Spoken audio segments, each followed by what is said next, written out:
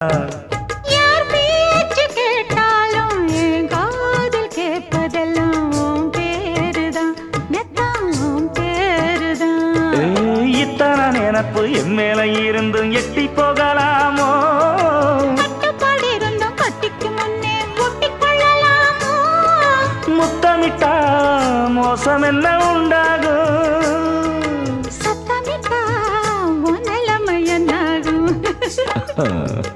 புது வளையல அரைச்சு தொண்டையில தான் நினைச்சு மாமா கிட்ட பேச போற மணிக்கணக்கா.